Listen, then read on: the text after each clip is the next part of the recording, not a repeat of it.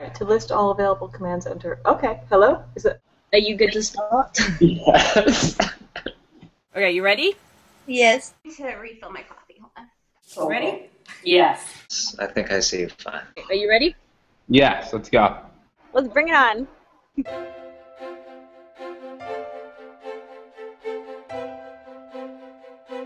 Hi, I'm Rachael Hip-Flores. I am playing Juliet in Producing Juliet. This is my second ongoing and third overall series with Tina Cease Award. I'm an actor in New York, and I'm a big nerd, so we can talk Star Wars. Now, that will definitely appeal to some sectors of our fan base. So, is this the third? So, your third overall series. What kind of what sort of changes, or sort of how have you kind of grown from the first one? I guess I've just come up with a I have a much firmer handle on what my job actually is on set, and how to and what I need to do sort of personally in order to get that best done. So, for instance, I remember, and I've probably told the story before, but the first set of days that we were shooting on Anyone But Me, which was the first one, I was literally trying to carry equipment and set up lights and just be like, hey, can I plug stuff in? And that's not the job of the actor on a union set. They actually discourage that, and rightly so. Yes, so that stuff's expensive. Yes, that stuff is very expensive, and I am not the most graceful person in the world, so that was taught to me very quickly. And so, but also I think I've also just gotten sort of a better handle on what a shoot day looks like, how much time on either end I actually have to leave myself, because I mean, Anyone But Me was basically the first on-camera experience I had as a professional.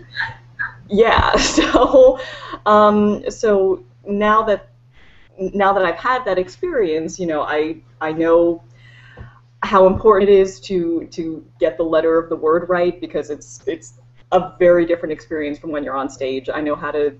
I know a little bit better, maybe not completely, but I know a little bit better how to sort of rein things in for the camera and what plays well and what doesn't play well. So it's sort of it was a learning curve, and I'm glad I had the time to hone it a little bit better.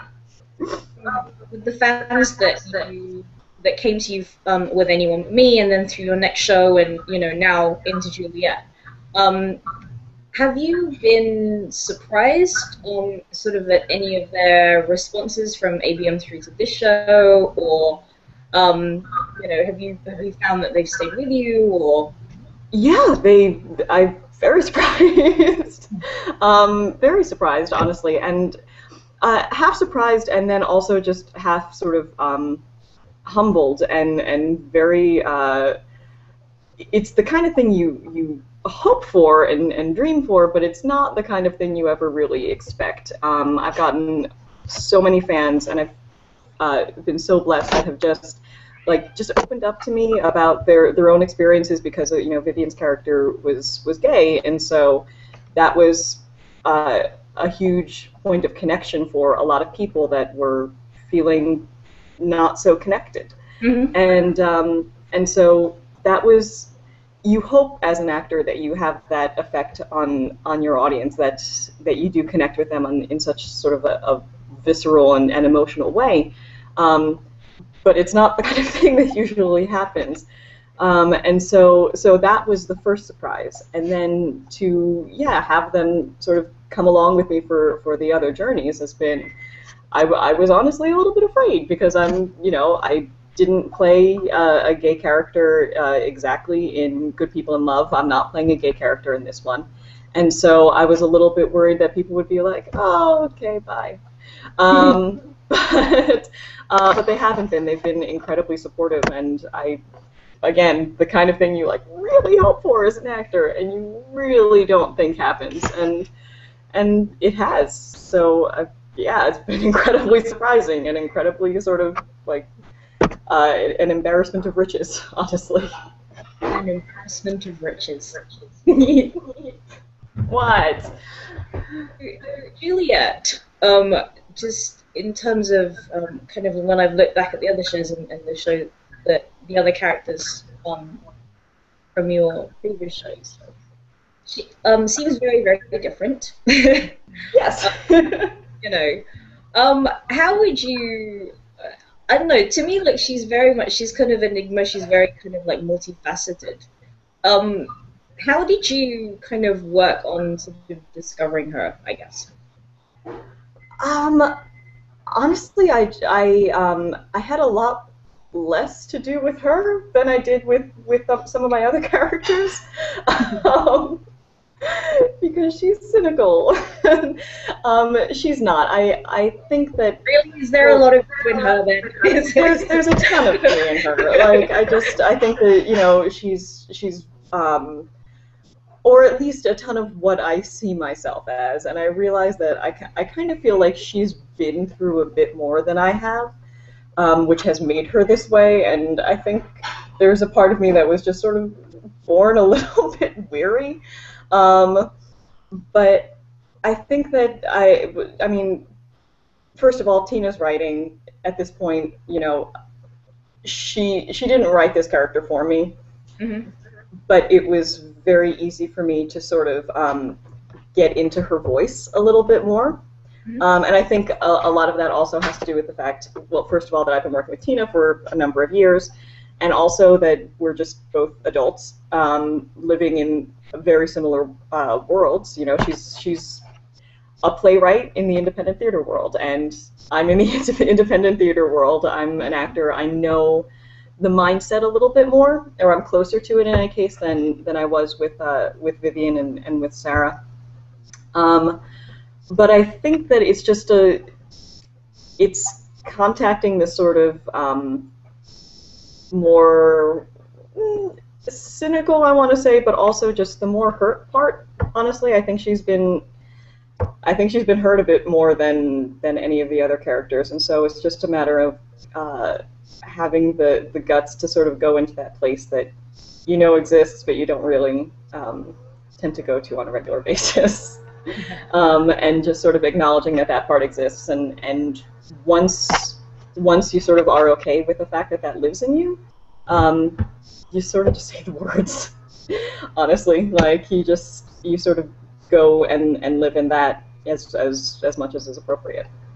So she's closer to me, but it's also not necessarily an easier journey. As an actor, how do you often perceive the writers, of the shows that you're in?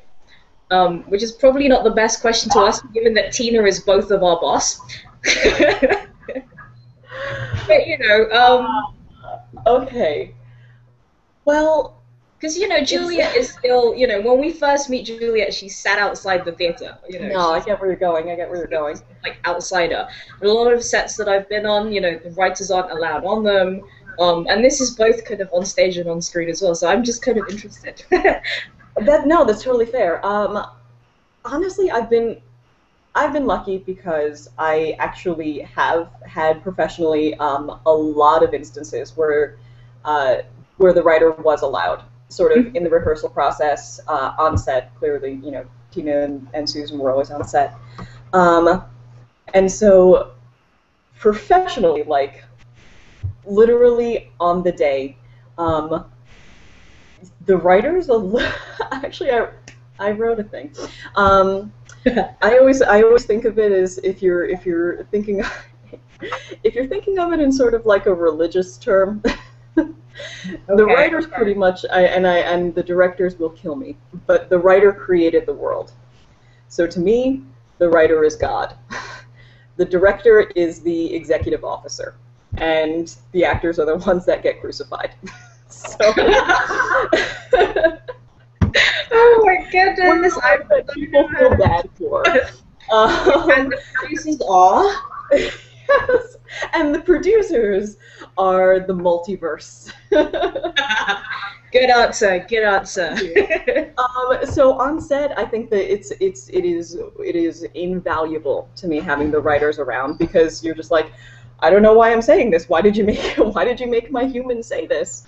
But emotionally, in terms of writers, and I'm not sure that this is like me as an actor talking or just me as a human talking, writers tend to be a bit like Juliet. Writers tend to be a bit, they have this wonderful sort of ability to just pour everything into all of their, like, I can't imagine what it must be like to be a writer, because they have to go through every single journey that they create of their characters, and it's like, it's wrenching enough going through one of them.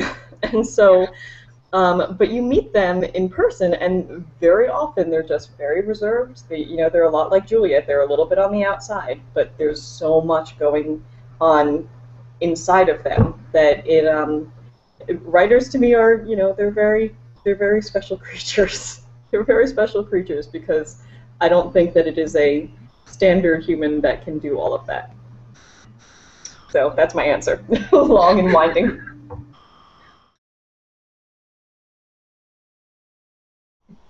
Rachael Hip-Flores sleeps. Rachael Hip-Flores sleeps and is currently watching her way through Star Trek Next Generation. Oh my god, which one? I'm on TNG. I just started season 2. So I just saw, like, Troy just got pregnant by, like, some weird type of radiation. So that's where I'm at.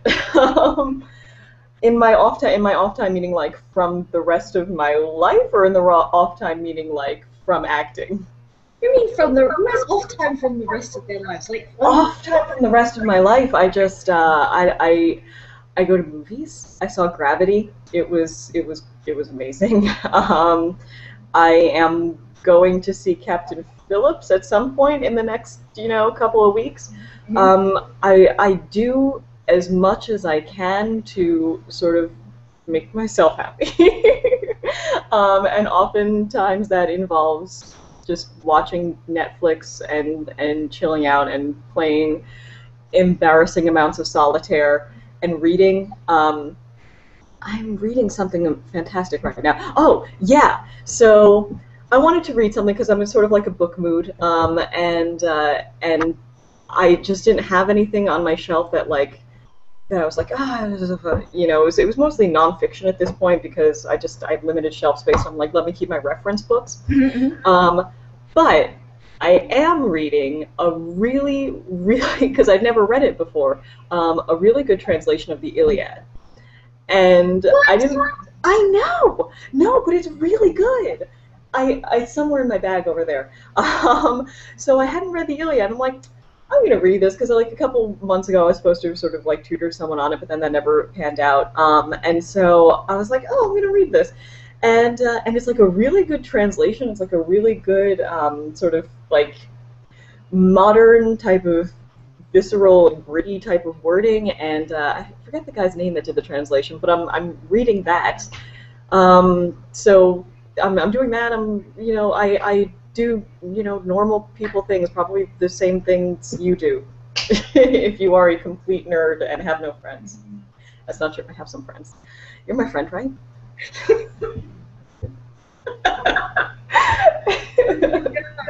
What are you watching on Netflix? I'm watching. I don't usually do the movies. I usually do television shows. So Yes. I'm watching. I know, it's fantastic for binge watching. It's so bad. I lose so much of my life to it. But I'm watching Next Generation, and I've caught up for the last half season of Breaking Bad. Sons of Anarchy comes up. Archer is like a completely obnoxious guilty pleasure, but I watch that. Family Guy, American Dad, I just sort of fall asleep to, and I'm sure I've seen pretty much every episode at this point. South Park, just the gamut. I binge watch and I fall asleep to things. So you name it, and I haven't started Walking Dead yet or Game of Thrones. Those I have to like set aside like Christmas for, because I know that I'm never going to come back from that rabbit hole. So that is what I'm watching on Netflix right now. I wish I had a more interesting life. I don't. our Netflix here is completely different from your Netflix. Okay. So this week I installed a VPN on my iPad, which means I can watch the internet as if I was in a different country. And so it's a whole new world because I now have Netflix America. So I've got like I'm so happy for you. recreation. Oh and, yeah.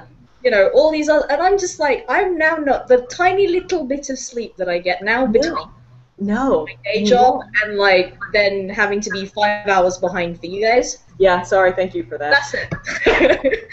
Like, that's it. It's just like going. It's like I'm not. That is my life now. It's just, and it's bad because here's the thing. I have Hulu.